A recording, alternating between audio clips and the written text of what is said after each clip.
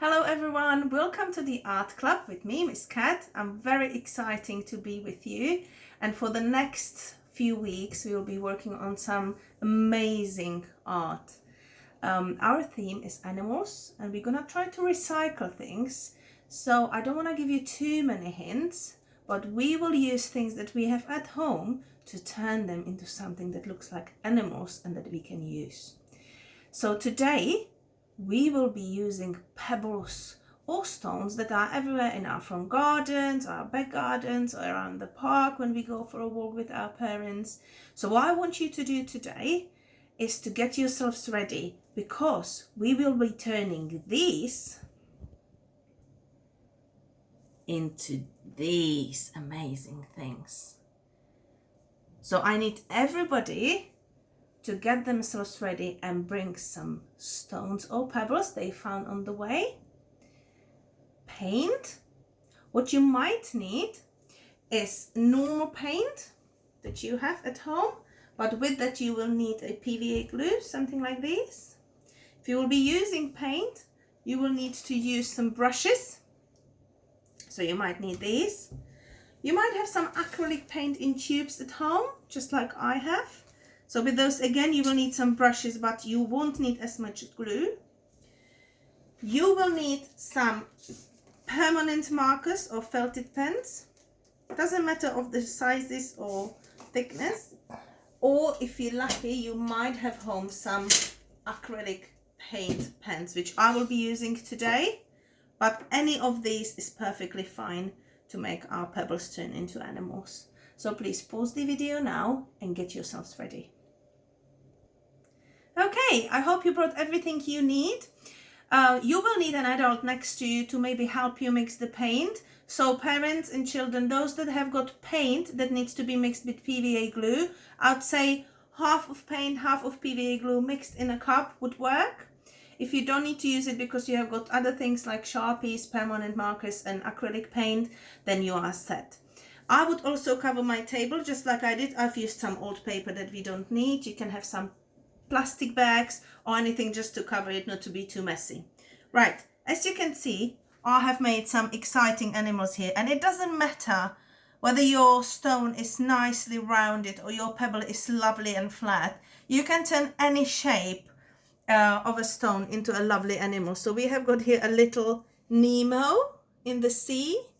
We have got two little bees on a flower. We have got a little chick. We also have a bee or a bumblebee just resting probably on a leaf. We have got a lovely ladybird resting on a flower, two caterpillars, another ladybird on a lovely leaf, and here we have got even a sheep on a flower garden. Okay, so it doesn't matter what shapes we have. What we're going to do today, I have chosen to use these two round pebbles, and I think it will be lovely to start with two lovely bugs, which is a little bee and a little ladybird. Now, if you look at these, as I was saying before, they are made of, I've colored them with different techniques. So this one is with my acrylic paint. This one has been painted with my permanent markers. So it just shows that it doesn't matter what you use. If you were using the paint, it would just need longer to dry, but everything is going to stick nicely to our pebbles. So what I want to start with is our ladybird. So I'm going to start with the base color. We need to do the base to make sure that it dries so we can then decorate it. So if I want to make my ladybird, my base color would be red. I am using my acrylic paint pen, which, as you can see, is very easy to use. And it's probably the fastest drying, therefore I have used it for us today. If I was to use the paint, it wouldn't take long to do as well. It would just take longer to dry, which is absolutely fine because we can't do wrong with art. Right, now I cannot turn it around because I would take the paint off. So I'm just gonna make sure all my sides are colored. And I'm going to put it aside for now. You may want to pause the video now and wait until it dries. However, I will carry on and I will prepare the base for our bee. So if you are doing only one stone, then pause the video now please and wait for your base color to dry. If you're doing more like me, or if you just want to carry on watching, then we will prepare our base for our bee. And as you saw, the stones were both completely different color. They are both completely different type and shape, yet it's nicely being covered with the paint. So the acrylic paint is probably the best to use, but again, it doesn't matter if you don't have it. Normal paint mixed with PVA glue would work just fine. So I will yet again make sure that I cover all my sides. I cannot turn the stone or pebble upside down because that would take the paint away.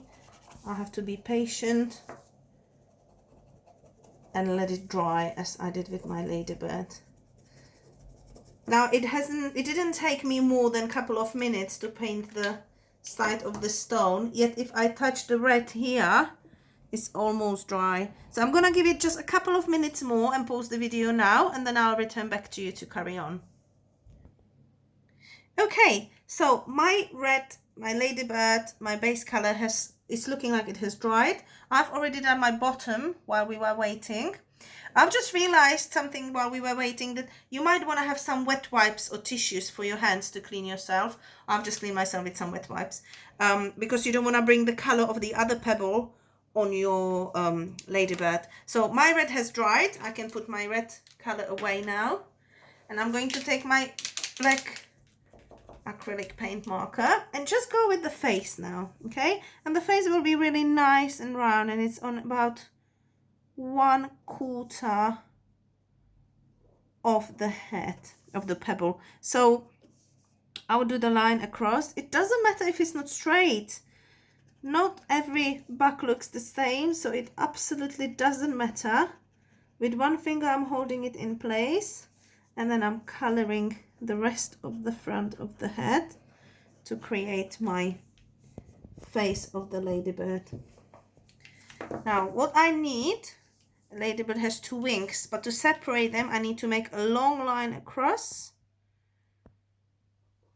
that goes slightly to the sides at the end, just to sew the edges of the wings.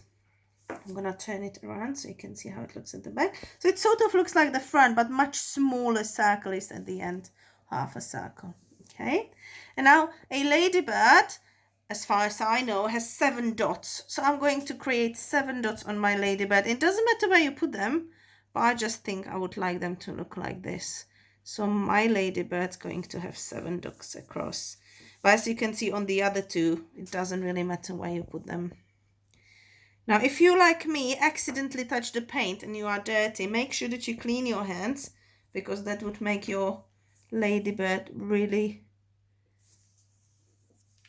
painted somewhere where you don't want it to be. Right, and if you do a little mistake, just like I think I did, it's absolutely fine. At the end, we can take our red paint again and just go over it and make the dots smaller. Okay, so this is my Ladybug here now. I cannot do nothing with its face now. It needs to dry, but I think my bee is ready to be finishing. So if you are doing only 1 bug, you can pause me now. If you're doing 2 or more, you can carry on with me. I'm going to turn my yellow pebble around to do the bottom of my bee. And as you can see, if there is any hole on the stone, just go in it with your pen. If you're using a brush, it will be even easier for you, because the brush will go nicely in every dent and every hole that the stone might have. Just make sure that you cover every single piece, every single millimeter of your pebble, of your stone, so it looks like a nice bee body. Okay, we are almost done. The darker your stone will be, the more layers of your color you might need to use. So you can see that my pebbles were quite light, and because I'm using the acrylic paint, it covers it really, really well. If you are using the paint with glue, It will probably cover it well as well, but it might need another paint once it's fully dried, and the drying period might take much longer. But the final bug will look absolutely beautiful either way. Okay, so this is my bottom of my bug. I'm just gonna do the finishing touches and let it dry again. And I'm just going to see if my ladybug is ready for its eyes. Yeah, it doesn't color my hand anymore. My fingers are fine, so I'll take my white, and then what I need to do are little 2 dots for eyes. Doesn't matter where I put them, and you can make them a bit bigger because it makes the ladybug look really, really friendly, and a little line at the bottom for a smile. And we need to leave it there as it is. So if you thought that your dot was too big, just like mine was, you can get your red paint now and just make it again smaller. It's not a problem at all. There you go. I think I quite like my dots now. And we will need our Sharpie just to make little ladybug details. You could have used the Sharpie for the dots. You could have used the Sharpie, or after your coat paint, after the red paint, you could have used the Sharpie for everything. I just like to use the paint, but the Sharpie would be absolutely fine once the base coat was on. Now we're gonna have to let dry our little ladybird again before we put the final touches on its face. And because my bee or bumblebee isn't fully dry either, we're just gonna have to pause the video now for a minute or two until it's ready. Okay, I think my bee is ready to get decorated as well. And as we did with the ladybird, the same is with the bee. If I want to do the one that has got a little black face, I would do the front fully covered like the ladybug. However, I would like to do this type of a bee. Therefore, I'm going to leave this yellow and I'm going to start to do my black stripe. So all I'm going to do is to go across my yellow pebble and create black lines. It doesn't matter if you have too many or too few. It is your bee, your bumblebee that you're creating. I'm going to fit 4 into my one. You might fit more, you might fit less. It's absolutely fine. Okay. And now for the front, I will need to use my white paint and again create 2 white dots for the eyes. Now my bumblebee will have smile made out of Sharpie, but what I'm going to do, I'm going to let it dry and I'm going to see if my ladybug is ready for the final touches. No, it's not ready yet. You can see that it's still wet. If I was to draw on that now, it wouldn't happen. But my ladybug is colored from all the sides and now I'm waiting just to do the eyes. But I will need to give it a little minute before I can carry on. Okay, I think my bugs are now drying really, really fast. So what I'm going to do, I'm going to give the final touch to my ladybug. As I said, I will need Sharpie, or if you have the acrylic paint pen that I do, then it's probably the easiest for you to do just 2 little dots in the middle of the eyes. And there you go, my little ladybird is ready. I'm gonna let her rest on this beautiful leaf I made earlier on. Okay. Now what I'm going to do, I'm going to turn back to my bee, which looks that it's drying really well as well. We will do the same with the eyes. So I'm going to use the same pen and just do 2 little dots in the middle of the eyes. And then we need to use our white pen and do 2 lovely wings for the bee to fly with. And we'll take our Sharpie and just give our eyes a little edge just so we can see them. And don't worry if your eyes look too big, because that's fine. It should look really nice, but also a bit funny. So it's a lovely bee or bumblebee with a lovely smile, 2 big eyes and lovely wings. If you wanted to give a little detail to your wings, you can take your Sharpie and just do 2 lines like this in the wings, just so we can see the motion of the wings. And there it is. I think I'm gonna give the bumblebee or bee a lovely flower to rest on. And there they are, our lovely bugs made of pebbles, made in 15 minutes. And they are absolutely gorgeous. I've just noticed that my little bee here didn't have its eyes ready. Now you might need to wait a bit longer for your pebbles to dry and for your animals to turn into your desired animal. You might want to turn them into the sheep, which I have made before. That was absolutely out of shape stone and it's now a lovely sheep. You might want to turn them into anything you like. Please use your imagination and create anything you like. I can't wait to see them. Please email them to the school office and they will post them to me or forward them to me. And we will definitely see all your creations in our final lesson for this term, when we will see and celebrate everything we've done. Now for next week, you will need to get yourselves ready for even more exciting project. So I need you to pause your video now and get yourself a pen and paper so you can write with your parents the items that you need for next week. Okay, welcome back. I hope you have your paper, you have your pen, a pencil to write what we're going to do. And as you can see, it's going to be something absolutely exciting because I have got a unicorn in front of me. A unicorn I made a little while ago. And I have got a little dragony creature in front of me, which I made a minute ago as well. And as you can see, there is a plant in it. It is a planter. But what did I make it from? I have made it out of something that we use every single day at home and waste it. I made it out of these.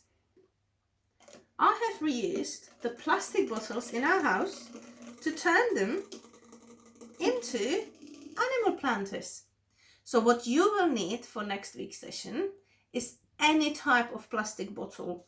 My little unicorn is made of a milk carton. My little dragony feature is made of a big Schweppes soda bottle. I think this is from a fabric conditioner. These look like water bottles. This might be some soft drink bottle.